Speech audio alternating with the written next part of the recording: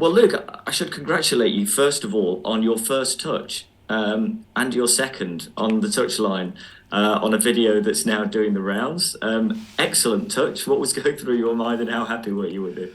No, I think I know it's a bit of fun, but genuinely, I don't want to because the players on the pitch are the stars, and it.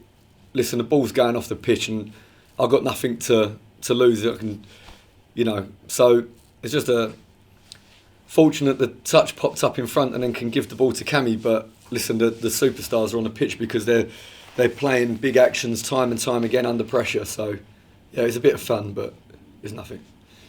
Yeah, I think the fans enjoyed it though. It was just another little celebratory moment in the match on what was a fun day, wasn't it? Yeah, and like I say, I don't want to I don't want to take away from the guys that are just one action after another on the pitch, just incredible under pressure against a team fighting for everything. They're the governors. They're really played at a brilliant level. Um, on that, it did feel on Saturday a slightly different mood. Maybe the early goal helped, maybe the big crowd helped. I don't know, but it felt like a fun celebratory day. Which so late on in a season when you're pushing for a title is perhaps quite difficult to achieve. I wonder whether your words last week kind of played a part in that and whether you felt that same sort of feeling about it on Saturday. Well, yeah, I mean, thank you for that, and I tried to give context to the players to the words that I was saying, and that I wanted them to really focus on the job in hand and play the game in front of them without thinking about what potentially could happen. And I think hesitation is awful. To play with some fear or to play try and look into the future and worrying about something else is really difficult to produce your top level. And I really wanted the players to concentrate on the game in front of them, to concentrate on how well they deliver their performance. And that's what I felt they done. We played against a team that have got everything to play for. They signed a lot of new players, so we were really worried because we hadn't actually played against that team, and there's no way they came and rolled over at all. But we made it very difficult for them, and that was exactly what I wanted the players to have, that mentality that let's just play this game thoroughly well and not worry about what else is going on elsewhere. I know the stats don't mean so much at the moment, but to have scored over 100 goals in any season is utterly remarkable. To do it so far before the end of the season, how pleased are you with that, and what do you think it says about your team? I'm really pleased with that, but I think in isolation wouldn't be as impressive as it is that we've not conceded many, and compared to the league average, and a clean sheet to go with the amount of attacking actions that we made. I think I've seen in the past, and I've been involved myself with teams that are very good attacking and struggle to defend, or they're quite good defensively, but they struggle to build actions to attack. But I think to get that combination is what pleases me the most. Yeah, I completely understand that. And 101 goals, remarkable, and we've said everything there is to say kind of about Macaulay Langstaff over the course of a season. It's Altrincham next. They're an interesting team, mid-table, but so there's definite inconsistency in there. But they've shown, haven't they, with scoring a good few goals against teams like Barnet, Woking, Solihull Moors. They can mix it up with the better teams in the division. Yeah, they can, and I think they've got a game model that suits them to play against some of the teams that will try to play an open game against them as well, and they're very, very good. And I think you look at what they've done when they've lost key players, and they just roll on and just find another player and get that player to understand how to play in the system. I think that's very impressive, and they gave us a very tough game here, and we felt very uncomfortable throughout that game. I think in the end, the scoreline was flattering to us.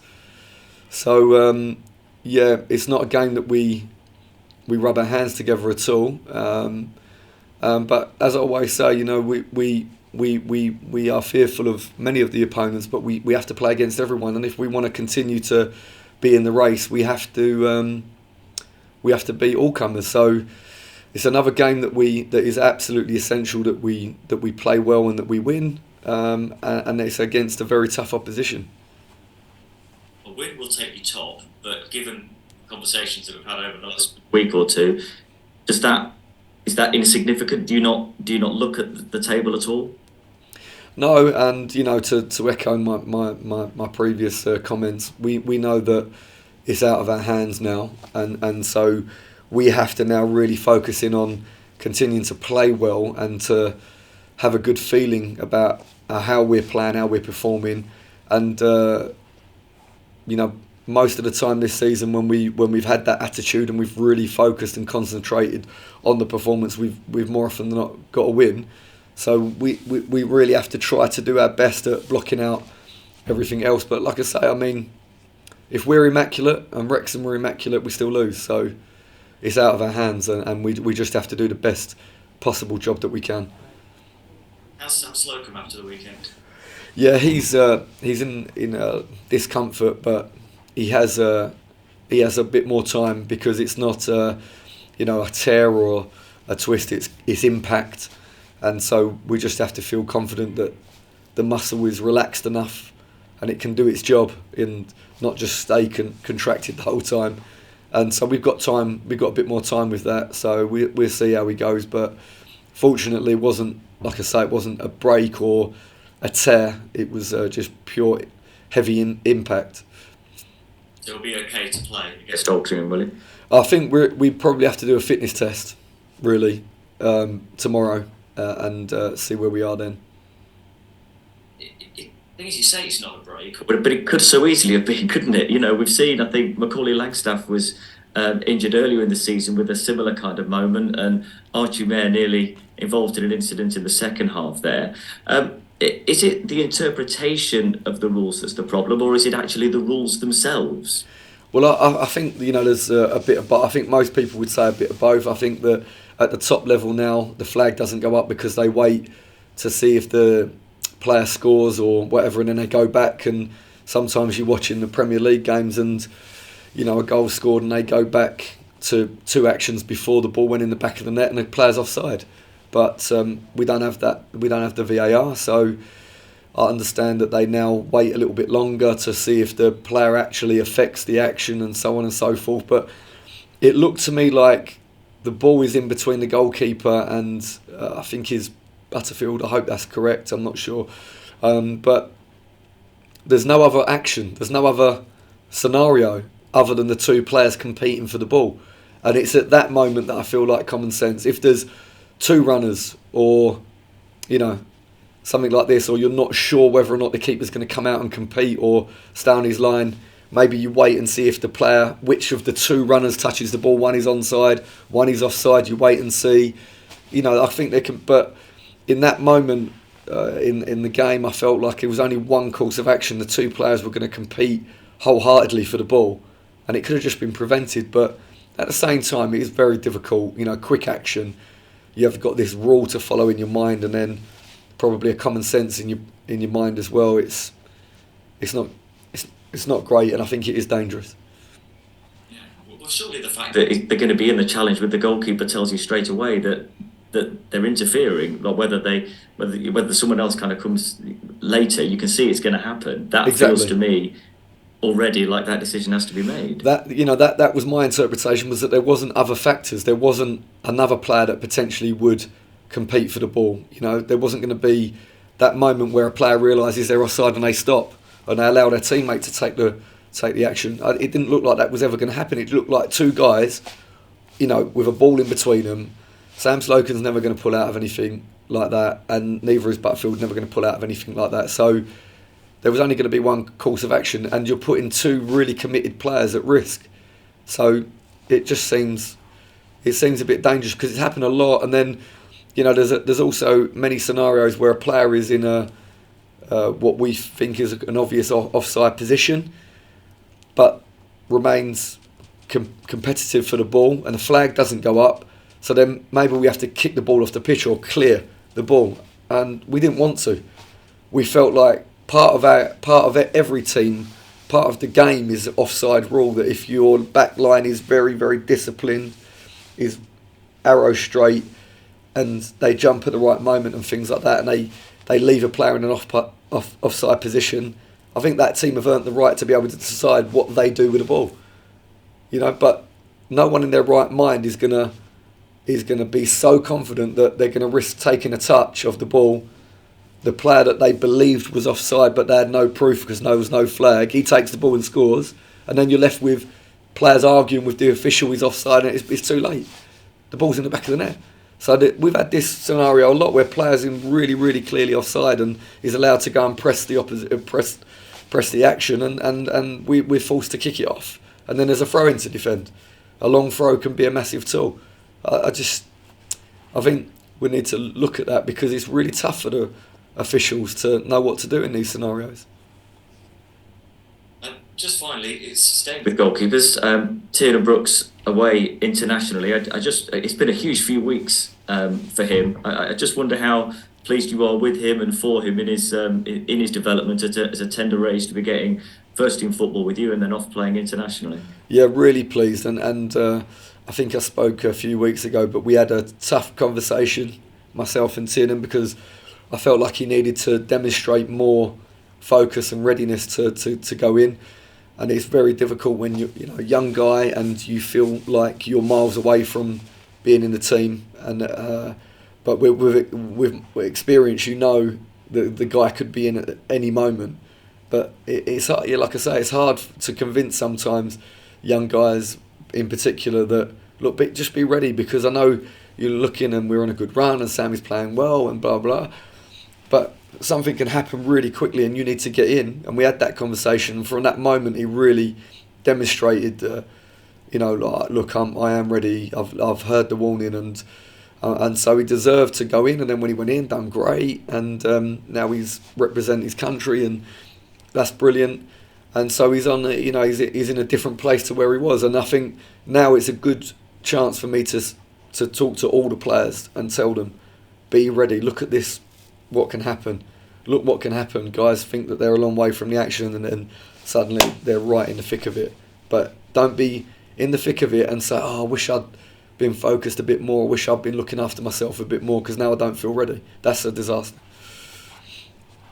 Rex Cutler, thank you very much. Thank you. I'll leave you with Luke, just a couple of additional questions for me. So when we spoke at Barnet, you said that first half performance was probably one of the best that you'd seen from your side. So how would you compare that with the first half showing on Saturday? Yeah, I felt like they played the game in the first 45 minutes up until we conceded the goal.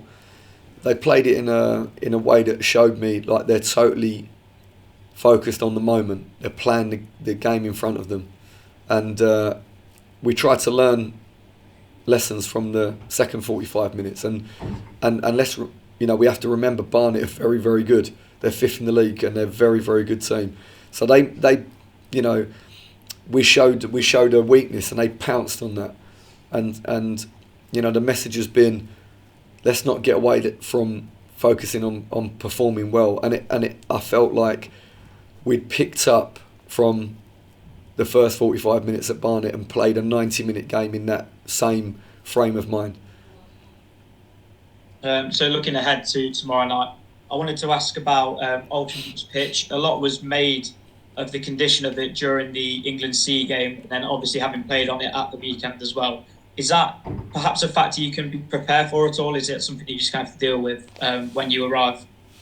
Yeah, we have to deal with it. They have to deal with it as well, and they're a really good football team. So there's no excuse for the pitch. Meaning that we cannot compete on it. No, we can compete. Yes, moments going to be more difficult to play freely and really clean, and you have to concentrate more on simple passes that you can take for granted on other nights. So we know that, and so that's not that shouldn't be so. And as a head coach, I have to accept that there's going to be times when they're going to make a pass that is uncharacteristically loose or something like this, but the opposition have the same thing, and like I say, they want to play football really nicely as well. So we've played on some pitches that have been tough to play on, and they cause you a problem, and if you're not switched on, they really cause you a big problem. So okay, we know that, and we have to have the right mentality to go and deal with that. You sort of touched on it there with Dave about Sam Slocum, giving a bit of an update on him, but you also have Tiernan returning tomorrow as well, along with Archie as well. So if Sam is unavailable for tomorrow, does that give you a bit of a headache about who to decide whether, Tiernan's travel with the Republic of Ireland squad is a bit too much and Archie gets the nod tomorrow? Yeah, good problems because I think that Sam, of course, has been very, very consistently played well over the course of the season. Tiernan has gone in and done well, and then I thought Archie done incredibly well, brilliant. So now he's a perfect problem for me, and need to weigh up all things now, and try to pick the most sensible decision, the one that is in the best moment to play in the game, and that will be the one that goes in. Yeah, we spoke to Connell after the game and he highlighted Archie's performance, saying that he did well to, adapt to such a difficult situation. How would you assess his performance? Exactly that. His first action was a big one. I think everyone in the ground took a gasp because he made a really big action to get us through the first press. And then after that, I think he showed a really good range of.